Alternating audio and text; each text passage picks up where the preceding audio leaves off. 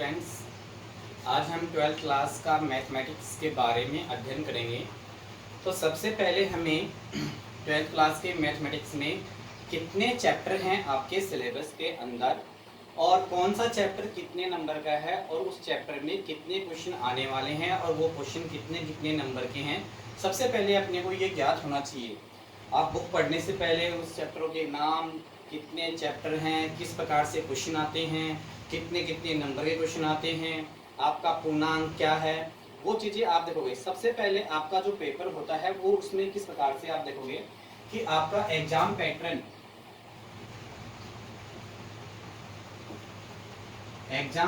क्या है आपका।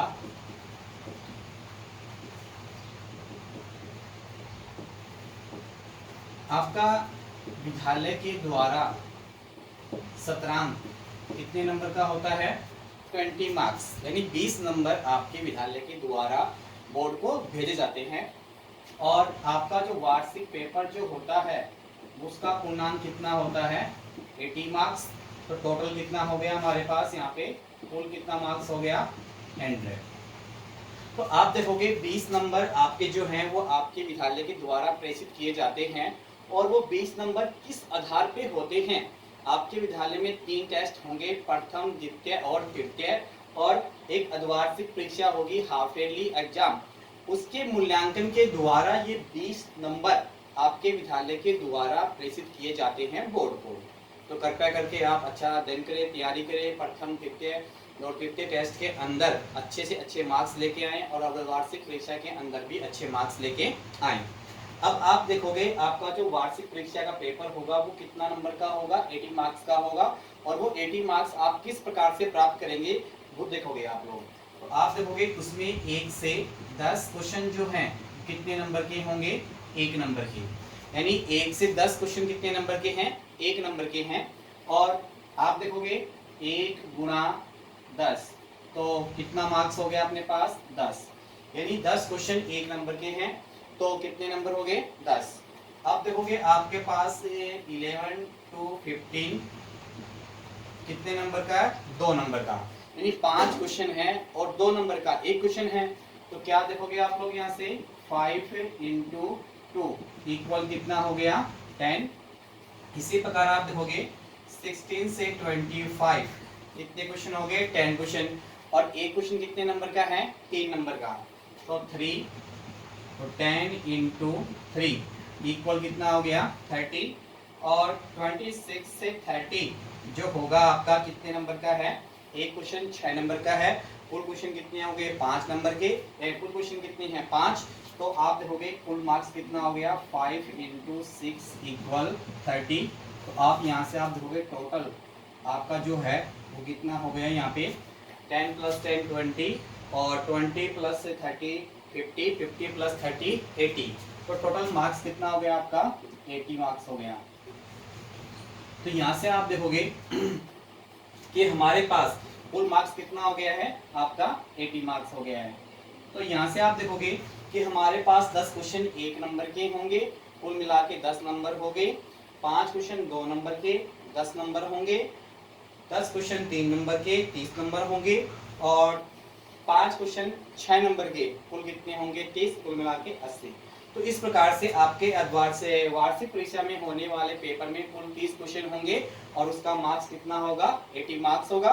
10 क्वेश्चन 1 नंबर के, 5 क्वेश्चन 2 नंबर के, 10 क्वेश्चन 3 नंबर के और 5 क्वेश्चन 6 नंबर के। तो इस प्रकार से आपका अंकों का विभाजन दिया गया है। तो आप क्या है, तैयारी करने से पहले आपको ये पता होना चाहिए कि आपके पेपर में कितने क्वेश्चन आएंगे, कितने क्वेश्चन छोटे आएंगे, कितने क्वेश्चन बड़े आएंगे, कितने क्वेश्चन मीडियम साइज के आएंगे। तो आपने देखा कि आपके पास 10 क्वेश्चन तो 1 नंबर के हैं, 5 क्वेश्चन 2 नंबर के हैं, 2 नंबर के, और 10 क्वेश्चन 3 नंबर के, और 5 क्वेश्चन 6 नंबर के। इस प्रकार से आपका 80 नंबर का पेपर होने वाला है। तो आप इसको 1 मिनट के अंदर नोट कर सकते हैं, कीजिए।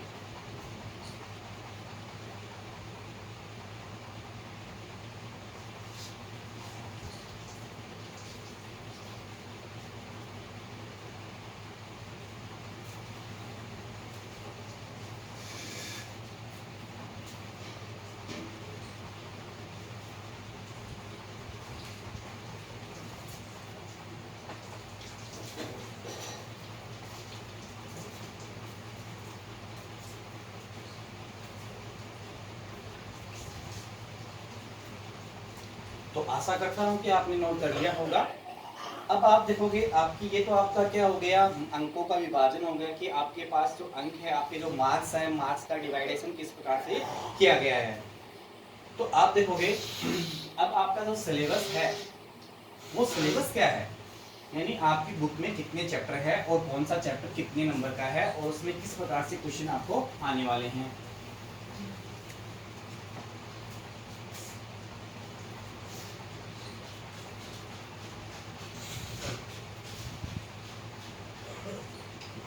तो आपका जो सिलेबस है वो क्या है, आपकी बुक में आपका पहला जो चैप्टर है वो कॉम्पोसाइट फंक्शन यानी संयुक्त फलन।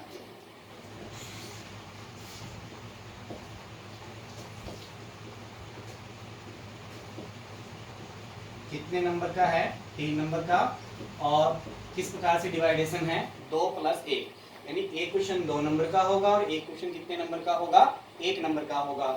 और संयुक्त फलन आपने यूनियन क्लास में पढ़ा होगा, फंक्शन के बारे में आपने वहाँ पे पढ़ा था, एक एक की फलन, बहु एक एक की फलन, आच्छादक फलन, अंतरक्षेपीय फलन, एक एक की आच्छादक फलन, बहु एक एक की आच्छादक फलन, बहु एक एक की अंतरक्षेपी, तत्सम फलन, महत्तम पूर्णांक फलन, अचर फलन।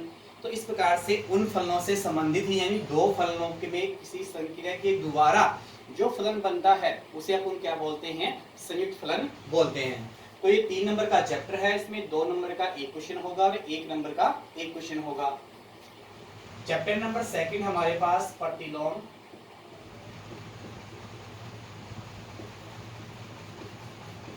वर्तीय फलन, प्रतिलोम वर्तीय फलन यानी इनवर्स सर्कुलर फंक्शन। आपने ट्रिग्नोमेट्री रेशियो, त्रिकोणमितीय अनुपात में sine theta, cos theta, tan theta, cot theta, sec theta और कोसेक थीटा के बारे में पहले पढ़ा है। तो उनका जो इनवर्स होता है वो क्या कहलाता है, प्रतिलोम वर्तीय फलन कहलाता है। तो आप देखोगे प्रतिलोम वर्तीय फलन यानी इनवर्स सर्कुलर फंक्शन जो है वह त्रिकोणमितीय फलन हो जाए या वह त्रिकोणमितीय व्यंजक होता है जो किसी त्रिकोणमितीय फलन को एक संख्यात्मक मान के रूप में मान प्राप्त करता है, वो क्या कहलाता है, प्रतिलोम वर्तीय फलन कहलाता है। तो आप देखोगे यहाँ से ये चैप्टर कितने नंबर का है, 4 नंबर का, और किस प्रकार से डिवाइड है ये 3 + 1। और ये जो क्वेश्चन है इसके ऊपर स्टार लगा हुआ है, इसका मतलब ये क्वेश्चन किसमें मिलेगा अपने को, अथवा में मिलने वाला है। फिर आपका चैप्टर नंबर 3 है आयु यानी मैट्रिक्स है, कितने नंबर का है, 3 नंबर का है, और 3 नंबर में 2 क्वेश्चन होंगे, एक 2 नंबर का होगा और एक 1 नंबर का होगा। तो किस प्रकार से डिवाइडेशन हो गया, 2 + 1। क्वेश्चन चैप्टर नंबर 4 है आपका डिटरमिनेट सारणिक। तो सारणिक जो है वो आपका कितने नंबर का है, 3 नंबर का, उसमें आपको केवल एक ही क्वेश्चन प्राप्त होने वाला है। चैप्टर नंबर 5 व्युत्क्रम आयु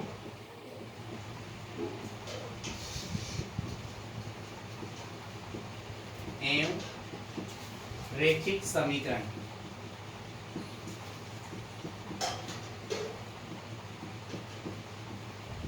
कितने नंबर का क्वेश्चन चैप्टर है ये, 4 नंबर का, और इसमें मार्क्स किस प्रकार से डिवाइड है, 3 + 1। चैप्टर नंबर 6 है संततता एवं अवकलनीयता।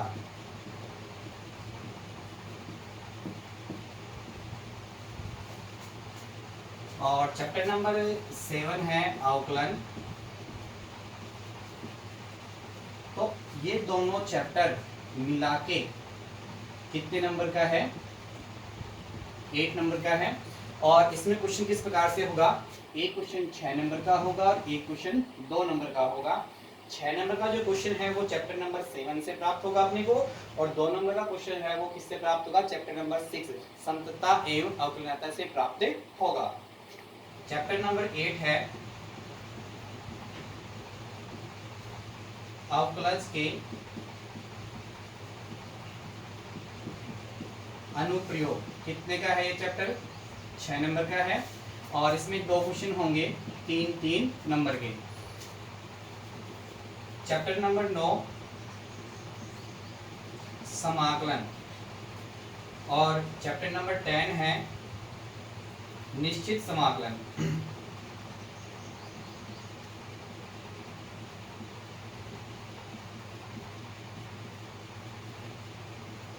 तो ये दोनों चैप्टर मिला के कितने नंबर का है? 12। और ये दोनों चैप्टर में 12 नंबर के क्वेश्चन आएंगे, और वो क्वेश्चन कितने होंगे? 4 क्वेश्चन होंगे। किस प्रकार से? 3, 2, 1 और 6। या आप स्टार्टिंग से लिखोगे तो 6, 3 + 2 + 1, यानी एक क्वेश्चन 6 नंबर का, एक क्वेश्चन 3 नंबर का, एक क्वेश्चन 2 नंबर का और एक क्वेश्चन 1 नंबर का। और ये 3 नंबर का जो क्वेश्चन है वो आपको किसमें मिलेगा? अथवा में मिलेगा। चैप्टर नंबर 11 है समाकलन के अनुप्रयोग।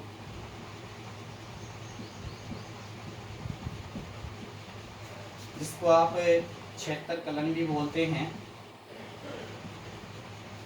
ये चैप्टर आपका 6 नंबर का है, और इसमें 3 नंबर के 2 क्वेश्चन प्राप्त होंगे। चैप्टर नंबर 12 है अवकल समीकरण। ये 6 नंबर का चैप्टर है, और इसमें क्या है? एक ही क्वेश्चन आता है, और वो भी किस में आता है? अथवा में मिलेगा अपने को। वेक्टर है सदिश, चैप्टर नंबर 13। वेक्टर जो है आपका 7 नंबर का चैप्टर है, और इसमें 4 क्वेश्चन होंगे। किस प्रकार से? 3 + 2 + 1 + 1। तो इस प्रकार से अपने पास 4 क्वेश्चन होंगे। 3 नंबर का एक, 2 नंबर का एक, 1 नंबर का एक और 1 नंबर का एक क्वेश्चन होगा। चैप्टर नंबर आपके पास 14 है त्रिविमीय निर्देशांक।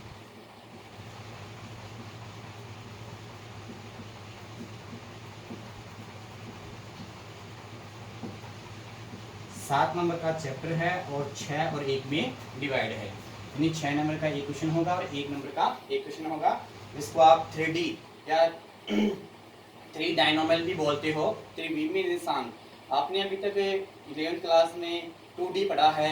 2D का मतलब वहाँ पे x और y, यहाँ पे आप x, y और z तीनों x से पढ़ोगे, जिसको आप क्या बोलोगे? त्रिविमीय निर्देशांक बोलोगे। चैप्टर नंबर 15 है आपके पास रेखिक प्रोग्रामन।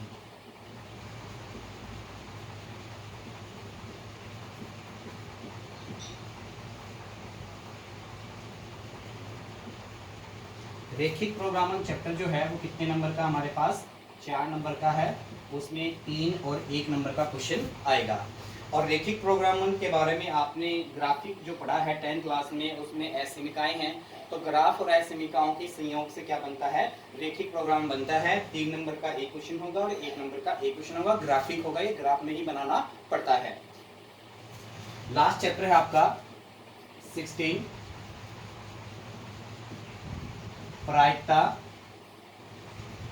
एवं प्रायिकता बंटन। ये आपका 7 नंबर का क्वेश्चन है, और 7 नंबर का चैप्टर है, और 6 + 1 में डिवाइड है। और ये 6 नंबर का बड़ा क्वेश्चन जो है वो किसमें मिलेगा? अपने को अथवा में मिलेगा। यानी प्रायिकता प्रोबेबिलिटी है किसी घटना के घटित होने की संभावना को एक निश्चित मान के रूप में, एक निश्चित संख्या के रूप में प्रकट करना ही क्या कहलाता है? प्रोबेबिलिटी कहलाता है।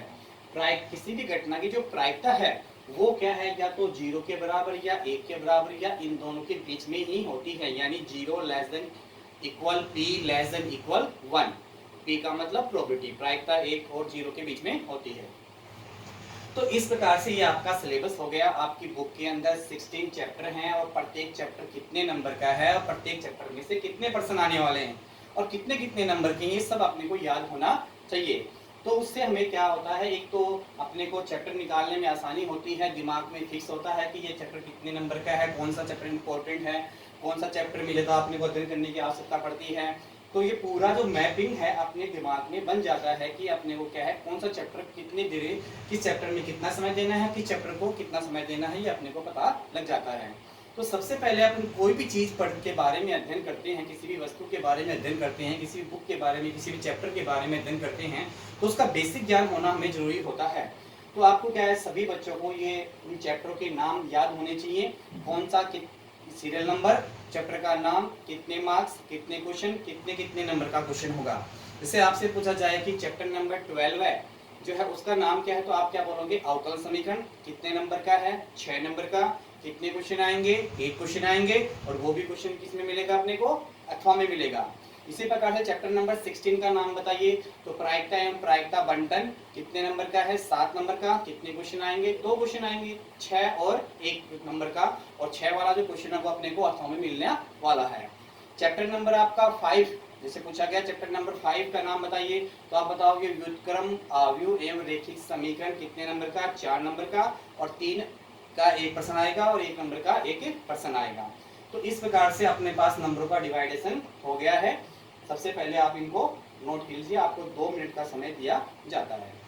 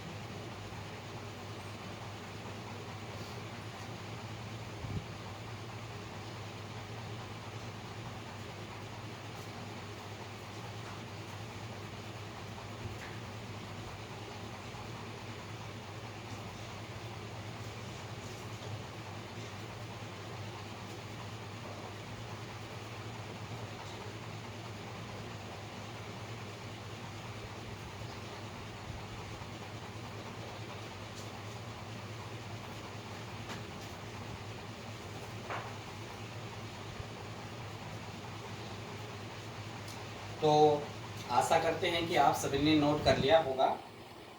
तो आपने देखा इस प्रकार से आपकी बुक में 16 चैप्टर हैं, और प्रत्येक चैप्टर का मार्क्स उसके सामने लिखा हुआ है, अंक, और उसमें से कितने क्वेश्चन आएंगे, कितने कितने नंबर के आएंगे, आप सभी को याद होना चाहिए। जब भी आपकी विद्यालय ओपन होता है तो आपसे सबसे पहले मैं यहीं से स्टार्ट करूंगा, और आपसे पूछूंगा कि आपने क्या, मैंने जो ऑनलाइन आपको पढ़ाया था उसमें आपने क्या अध्ययन किया, क्या आप लोगों ने याद किया, कितना पढ़ा। तो आपको पढ़ना जरूरी है, और इसको होमवर्क भी करना जरूरी है, कल आप इसको याद करके आओगे। तो अभी तक आपने देखा कि क्लास के अंदर हमने संयुक्त फलन आपको करवा दिया, क्लास में उसका होमवर्क भी करवा दिया, उसकी कॉपी भी आपको चेक कर दी गई है, और उसका टेस्ट भी आपका ले लिया गया है। इसी प्रकार से प्रतिलोम फलन, आव्यूह, सारणिक, 4 चैप्टर की मैंने आपकी होमवर्क भी चेक कर दिया है, और उनका टेस्ट भी ले लिया है, और अच्छी तरह से आपको समझा भी दिया है। और आपको आशा करते हैं कि इन 4 चैप्टर में किसी प्रकार की कोई समस्या नहीं होगी। अगर इन 4 चैप्टर में आपको किसी प्रकार की कोई भी समस्या है तो आज आप रिवाइज कीजिए। आज आपका होमवर्क यही है कि आप 4 चैप्टर को रिवाइज करोगे, और रिवाइज करने पर कोई समस्या आपको आती है तो आप नेक्स्ट टाइम या आप मेरे को कॉल करके या वीडियो कॉल करके आप ये क्या है इनके बारे में आप पूछ सकते हो। अब अपन व्युत्क्रम आव्यूह एवं रैखिक समीकरण पढ़ेंगे। तो अपने इसमें थोड़ा सा हमने पढ़ा था, परंतु जब छुट्टियां पड़ गई फिर रह गया बीच के अंदर। तो आप देखोगे अपन क्या है चैप्टर नंबर 5 पढ़ेंगे, व्युत्क्रम आव्यूह एवं रैखिक समीकरण। तो व्युत्क्रम आव्यूह के बारे में आपने वहां पे पढ़ा था। व्युत्क्रम आव्यूह क्या होता है, एक ऐसा आव्यूह या एक वर्ग आव्यूह ए जिसमें सारणिक ए का मान जो है वो 0 के बराबर नहीं है, यानी सारणिक ए डज नॉट इक्वल 0, तो वो क्या कहलाता है, व्युत्क्रमणीय आव्यूह कहलाता है। यानी सारणिक ए का जो मान है वो 0 के बराबर नहीं होना चाहिए। अगर 0 के बराबर नहीं है तो इसका मतलब आव्यूह कैसा है, व्युत्क्रमीय आव्यूह है। व्युत्क्रमीय आव्यूह एक वर्ग आव्यूह कि सारणिक ए का जो मान है वो किसके बराबर है, 0 के बराबर है, तो अवयव कैसा कहलाता है, अव्युत्क्रमणीय अवयव कहलाता है। तो इस प्रकार से अपन इसके बारे में कल स्टार्टिंग करेंगे। आप आज इतना ही, क्योंकि ज़्यादा अधिक समय हो जाएगा तो लंबा वीडियो हो जाएगा, उसका डाटा ज़्यादा हो जाएगा, आप लोग डाउनलोड नहीं कर पाओगे और आप उसको देख नहीं पाओगे। तो आपको आशा करते हैं कि आज जो पढ़ाया वो समझ में आया होगा। अगर किसी प्रकार की कोई समस्या है तो आप कॉल कर पूछ सकते हो। और कल आप सभी को इतना याद होना चाहिए, आपसे 4 चैप्टर का रिवाइज करोगे, कोई समस्या है तो पूछोगे। ठीक है, सभी को अध्ययन करना है और इसको होमवर्क में यानी कॉपी में अपने को नोट भी करना है। धन्यवाद।